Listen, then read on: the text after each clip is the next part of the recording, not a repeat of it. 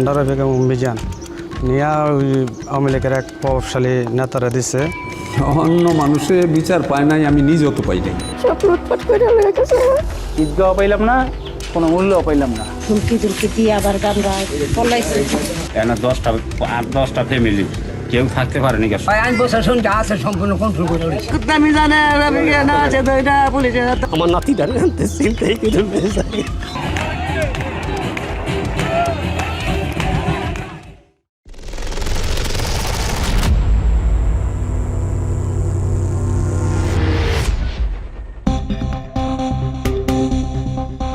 মুরগির ডিম বা আন্ডা বিক্রেতা থেকে দেশ বিদেশে হাজার কোটি টাকার সম্পত্তির মালিক বনে যাওয়া এক বিস্ময় মানবের অত্যাশ্চর্য উত্থানের গল্প শোনাবো। শর্টকাট রাস্তায় ধনী হতে চাইলে আমাদের আজকের অনুসন্ধানের প্রধান চরিত্রটি অনুসরণ করতে পারেন, তবে শেষ পরিণতির দায়ভার পুরোটাই একান্ত আপনার। রংধনু গ্রুপ এবং রংধনু বিল্ডার্সের মহান অধিপতি মোহাম্মদ রফিকুল ইসলাম ওরফে আন্ডা রফিকের কথা বলছি। আওয়ামী রাতের ভোটের এমপি গাজী গোলাম দস্তগীরের সহযোগিতায় প্রথমে হয়েছিলেন ইউনিয়ন চেয়ারম্যান। সেখান থেকে এলাকার মানুষজনের জমি জায়গা দখল করে গড়ে তুলেছেন আবাসন প্রকল্প। এরপর একে একে গ্রুপ অব কোম্পানির মালিক। বিদেশের মাটিতেও রয়েছে 3 তারকা মানের হোটেল, দামি দামি গাড়ি বাড়ি সহ হাজার কোটি টাকার সম্পত্তি। অনুসন্ধানে জানা যায় রফিকুল ইসলাম এক সময় বাবার সাথে বাজারে ডিম বিক্রি করতেন, যে কারণে হাজার কোটি টাকার মালিক হয়ে যাওয়ার পরেও স্থানীয়দের কাছে তিনি এখনও আন্ডা রফিক নামেই বহুল প্রচলিত। রূপগঞ্জের কায়েতপাড়া ইউনিয়নের সাবেক চেয়ারম্যান রফিকুল ইসলাম রফিকের উত্থানের গল্পটা হার মানায় সিনেমার কাহিনীকেও।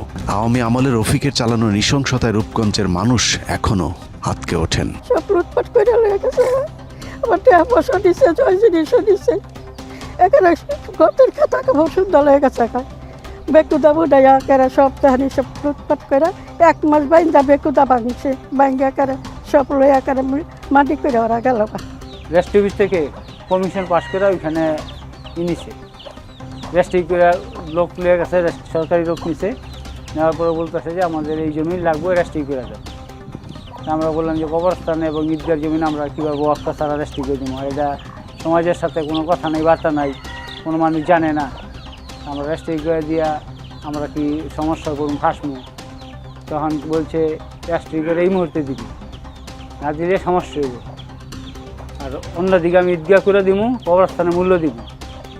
কিন্তু এরকম হুমকি দিয়ে রেস্ট্রি করে নিছে।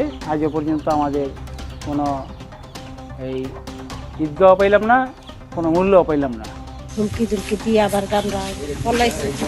দৌড়াদৌড়ি করে সরিয়ে গেছে, সরিয়ে যাওয়ার পরে আবার ওরা আইসে, আইয়া মনে করেন চারিদিক দিয়ে চাহাইতেছে, বড় বড় এরকম ইট ভেঙ্গা চাহাইতেছে আর বলতেছে আমরা বাড়ি থেকে বেরিয়ে যাব। 2016 সালে সাবেক মন্ত্রী গোলাম দস্তগীর গাজীর ছায়ায় বিনা প্রতিদ্বন্দ্বিতায় চেয়ারম্যান হবার পর আর পেছনে ফিরে তাকাতে হয়নি তাকে। অভিযোগ আছে সাবেক স্বরাষ্ট্রমন্ত্রী থেকে শুরু করে পুলিশের সাবেক আইজিপি বেনজির আহমেদের সাথেও সখ্যতা ছিল তার। আর সেই সুযোগ কাজে লাগিয়ে রূপগঞ্জে একচ্ছত্র আধিপত্য বিস্তার করেছিলেন রফিকুল ইসলাম ওরফে আন্ডা রফিক। অনুসন্ধানে জানা যায় বেনজির আহমেদ থেকে শুরু করে আওয়ামী লীগের বিভিন্ন এমপি মন্ত্রীদের সাথে তার রয়েছে ব্যবসায়িক পার্টনারশিপ। এখানে 8-10টা ফ্যামিলি কেউ থাকতে পারেনি, সবারটা লুটপাট করে নিয়ে গেছে। জায়গা ছিল এটা চাইছে, লোক পাঠাইছে দেইনের বিদায়, তারপরে এই বাড়ি ঘরে হামলা করা, এইগুলা সব রাতারাতি সব কিছু নিয়ে গেছে। আমি বাইকে খেদাই দিয়ে মেরে দিলে কোবাই টোবাই। আইন প্রশাসন যা আছে সম্পূর্ণ কন্ট্রোল করে রয়েছে। যে কয় আর কথা কই বাইতে জানি নাই, হরণ করে লয়ে যায় গামগো। মায়ের ছিল সুখ জানিছে মহিলা, আমার দুইটা বাচ্চিছি, আমার ভাইয়ের বউ, এগুলো লয়ে গেছে। আন্ডারে বেগম অভিযান নিয়া ওই আওয়ামী লীগের এক প্রভাবশালী নেতারা দিছে। পরবর্তী টাইমে ওই জায়গাটা আমরা রেস্ট্রি করে দিই না দেখা। পরে আমাদের এখানে একটা 3তলা বাড়ি আসছিল, এই 3তলা বাড়িটা পুরাটা ভাঙ্গা এরপরে পুরাটা উচ্ছেদ করে এরপরে লইয়া গেছে, লুটপাট করে উচ্ছেদ করে লইয়া গেছে। আওয়ামী লীগের এসব ক্ষমতাধর প্রভাবশালী লোকজনের ক্ষমতাকে কাজে লাগিয়ে নারায়ণগঞ্জ রূপগঞ্জে দিনকে রাত আর রাতকে দিন বানাতেন রফিকুল ইসলাম। রফিকুলের আয়ের মূল উৎস ছিল নিরীহ মানুষের জমি দখল, বিশেষ করে সংখ্যালঘু ও অসহায় মানুষদের জমি ভুয়া দলিল করে আবাসন প্রকল্পের কাছে বিক্রি করাই ছিল তার প্রধান পেশা। আমার 27-28 জন মানুষ, কেউ আমার একটা মানুষ নেই, অন্য কিছু আমার আসেন না, সব নিচে গা। কোনো মতন জীবন যাপন করতেছি। শান্তি চাই যে এই দেশের মানুষ, আমি একলা না, এই দেশের মানুষ যে শান্তি থাকতে, শান্তি বসবাস করতে, আমিও একটু শান্তি থাকতে। প্রায় 3 থেকে 4 মাস আমি বাড়ি ছাড়া, আমি আমার গ্রামে যাইতে পারি না। তারা এমনকি আমাকে হুমকি দিছে, আমি যদি আমার গ্রামে যাই তারা আমাকে একবার মেরে ফেলবে। আমার বাবা বাজারে গেছে, দোকান খুলবে, ওই জায়গায় আমার বাবার উপরে হামলা করছে, আমার দোকান ভাঙচুর করছে।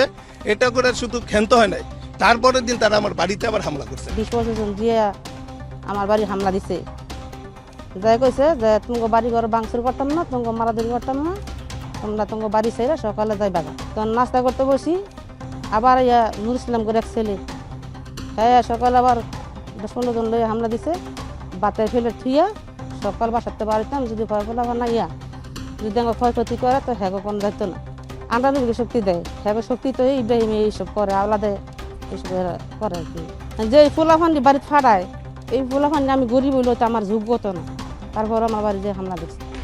ভাঙচুর এবং সেটা বাধা দিতে গেলে আমার মায়ের হাত ভাঙিয়ে ফেলে, এই হাত, ডান হাতের আঙুল। আমার বাড়িওলি মানে আমার ওয়াইফকে খুব দেয়, সেন দিয়ে দিয়েছে এই সাইডে, ডান সাইডে অনেকটা জায়গা কাটতে যায়। ভাঙচুর করাতে আমি পরের দিন গিয়ে থানা থেকে মামলা করি। মামলা করাতে আমাকে না পাইয়া আমার ছোটো ভাই চাকরি করে চরকাতে, ওকে 10-12 জন না নিয়ে তাকে বেদম মার দূর করে নদীর সাইডে ওরা ফালাই রাখছে। নেতৃত্ব দেয় সাত্তার, আর সাত্তারের নেতৃত্ব দেয় আন্ডার রফিক। ভুয়া দলিল করে বানানো এসব জমি আবার তিনি একাধিক মানুষের কাছে বিক্রি করতেন। 2022 সালে পুলিশ অফিসার্স সমবায় সমিতির কাছে জমি বিক্রির পর সেই একই জমি আবার তিনি অন্য আরেক প্রতিষ্ঠানের কাছে বিক্রি করে হাতিয়ে নেন কয়েক শত কোটি টাকা। 15 মিনিটসের অনুসন্ধানে রফিকুল ইসলামের যে ভয়াবহ জালিয়াতির চিত্র ফুটে উঠেছে, খালি চোখে তা বিশ্বাস করা অসম্ভব। অবৈধ সাম্রাজ্য টিকিয়ে রাখতে রফিক রূপগঞ্জ এলাকায় গড়ে তোলেন 7 স্টার নামে নিজস্ব অস্ত্রধারী সন্ত্রাসী বাহিনী, যে বাহিনীর তাণ্ডবে এলাকার মানুষ মুখ খুলতেও ভয় পেত। মানুষ খুনের পাশাপাশি এই বাহিনীর নিয়ন্ত্রণে গড়ে তোলা হয় রমরমা নারী ব্যবসা। রফিকের সংগ্রহে থাকা এসব দেহ ব্যবসায়ীদেরকে কাজে লাগিয়ে বড় বড় রাজনীতিবিদ আর প্রশাসনের কর্মকর্তাদের মনোরঞ্জনের ব্যবস্থা করতেন রফিকুল ইসলাম। এরপর বিভিন্ন অপারেশনের পর 7 স্টার বাহিনীর সদস্যরা নিজেরাও আনন্দ ফুর্তিতে মেতে উঠত, যার কিছু প্রমাণও 15 মিনিটসের অনুসন্ধানী দলের কাছে এসেছে। রফিকের নৃশংসতার শিকার হতে বাদ যায়নি কোমলমতি শিশু। 2023 সালের 1 ডিসেম্বর নিখোঁজ হন 9 বছরের স্বাধীন নামে এক শিশু। অনুসন্ধানে জানা যায়, স্বাধীনের বাবার 36% জমি দখল করতে না পেরে রফিকের 7 স্টার বাহিনী স্বাধীনকে অপহরণের পর হত্যা করে নদীতে ফেলে দেয়। সেই শোক আজও বয়ে বেড়াচ্ছেন স্বাধীনের পরিবার। ও আমার ওই যে নাওরা বাজার থেকে যে ছিল, ওই জায়গায় আমার দোকান ছিল, ওই দোকান থেকে আপনার মনে করেন দোকানের সামনে আমার ছেলে খেলাধুলা করতো, ওই জায়গা থেকে ওঠায় নিয়ে গেছে এই শুক্রবার আর কি, শুক্রবার সন্ধ্যার দিকে। তো এলাকার কিছু লোকও দেখছে, প্লাস আমরা সিসি ক্যামেরা, যে ওনার কার্যালয়ের সামনে সিসি ক্যামেরা ছিল, ওই সিসি ক্যামেরা ফুটেজটা আমরা চাইছি, ফুটেজটা আমাদেরকে দেয়নি। আসরের নামাজের পরে মাগরিবের নামাজের একটু আগে আমার নাতিটার চিন্তাই করে আমরা রাত করে চিন্তাই করে নিয়ে গেল, কই নিল আমার নাতিরা, আমার কলিজার টুকরা, আমি আর পাইলাম না নাতিরা। রাইতে খবর শুনি কয়েল মেলাত যাইব, আমার মেলাত গিয়া চতুর্ভুজে ঘুরে ঘুরে দেখলাম কত মানুষ, শয়ে মানুষ চতুর্ভুজে বানিয়ে গেছে, কোনো মানুষে পায়নি। এই নাতিটারে নিয়ে কই নিয়ে হলাইছে, 4 দিন পরে কাঠ পাড়া পাই আমরা নদীর পাশে পয়সা রয়েছে, মানুষের খবর করে একটা শিশু বাচ্চা হলো পয়সা রয়েছে। পুলিশ প্রশাসন ও রফিক বাহিনীর কাছে ছিল অসহায়। বিচারের জন্য স্বাধীনের পরিবার থানা, পুলিশ, কোর্ট কাচারি করেও কোনো কুল কিনারা করতে পারেনি। উল্টো বাড়াবাড়ি করলে গুম করে ফেলার হুমকিও সহ্য করতে হয়েছে স্বাধীনের পরিবারকে।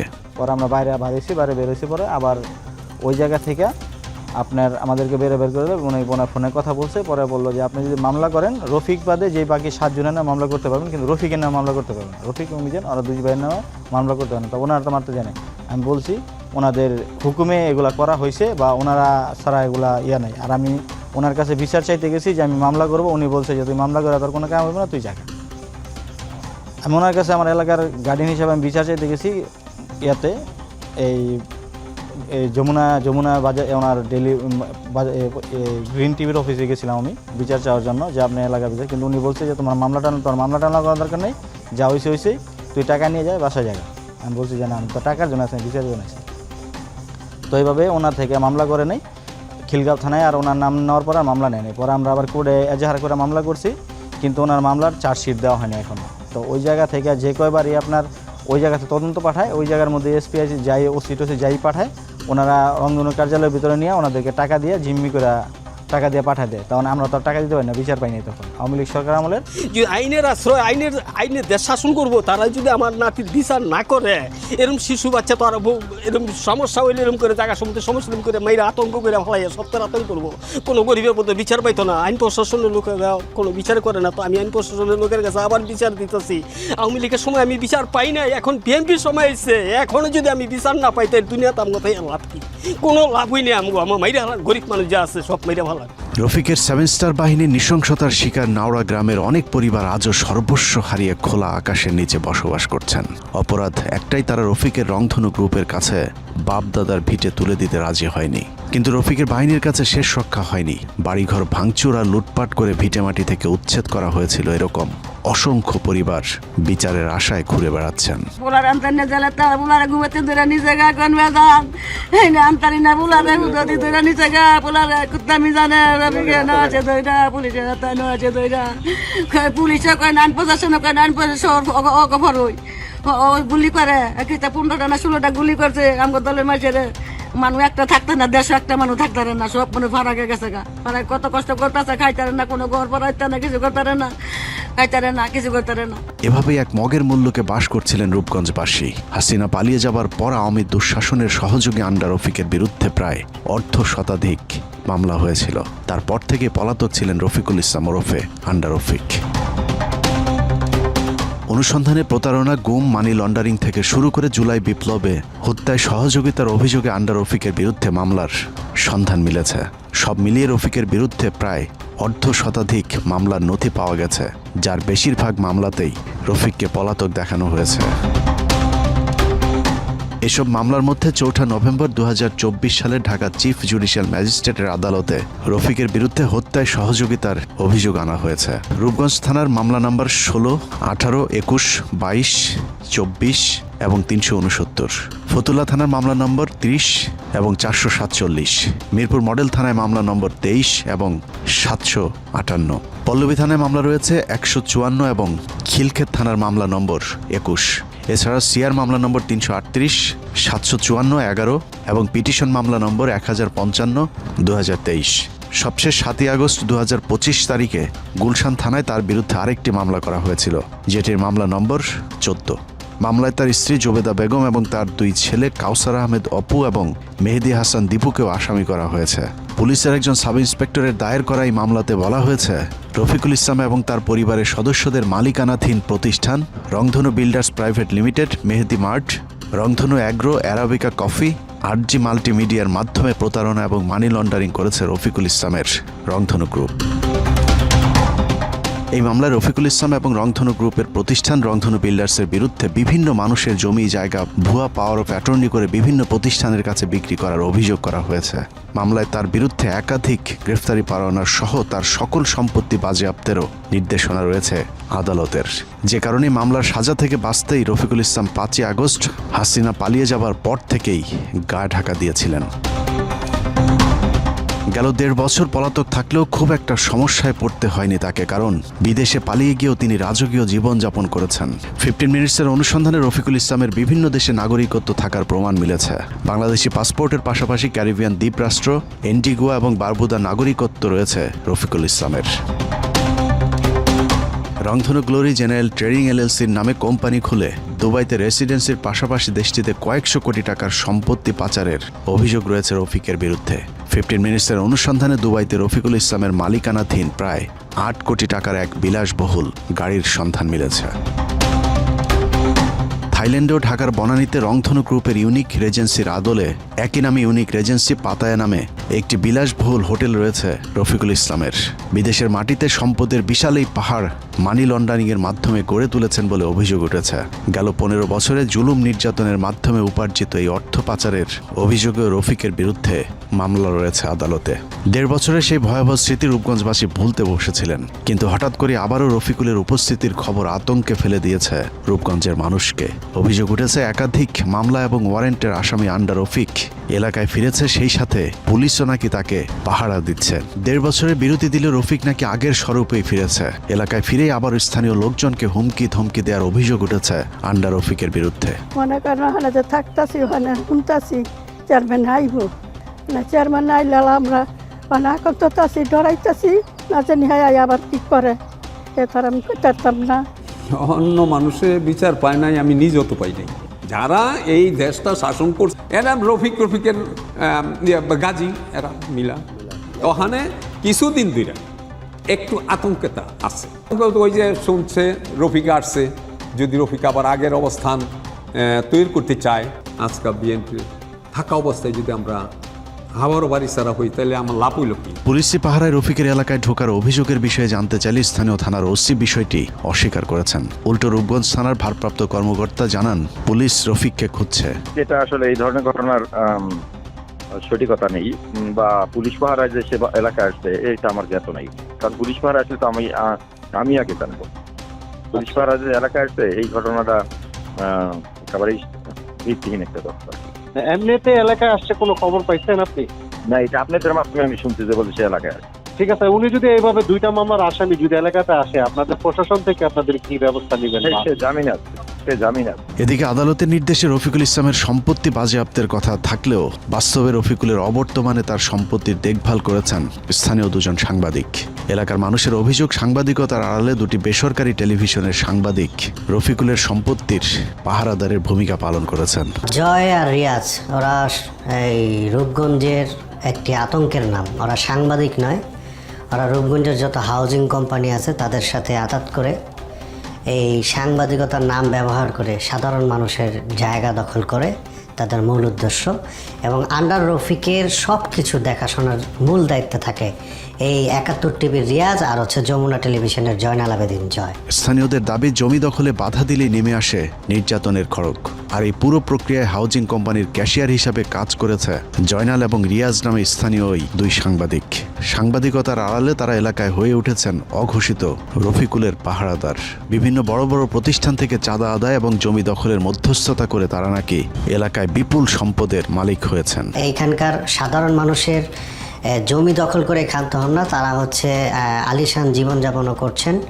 এখানে এই হাউজিং কোম্পানির যত ক্যাডার বাহিনী রয়েছে, প্রত্যেক ক্যাডার বাহিনীর এই টাকাগুলো বিভিন্ন কোম্পানি থেকে কালেকশন করে তারা এই সন্ত্রাস বাহিনী পালে এবং আমাদের নিরীহ মানুষের জায়গা জমিও তারা লুটপাট করেছে। আমরা কোথাও কোনো বিচার পাইনি, থানাতেও গেছিলাম, সেইখানেও তাদের বিরুদ্ধে কোনো মামলাও নিতেছে না পুলিশ। রূপগঞ্জবাসীর দাবি, রফিকুল ইসলাম তার পরিবারের সদস্য এবং সহযোগীদের দৃষ্টান্তমূলক শাস্তি নিশ্চিত না করলে আইনের শাসনের প্রতি মানুষের বিশ্বাস নষ্ট হবে। অতএব ফ্যাসিস্ট সরকারের সহযোগী, প্রতারক, অর্থ আত্মসাৎকারী রফিকুল গংদের বিরুদ্ধে সরকারের কঠোর ব্যবস্থা নেওয়ার জোর দাবি জানিয়েছে এলাকার মানুষ। আল্লাহ হাফেজ।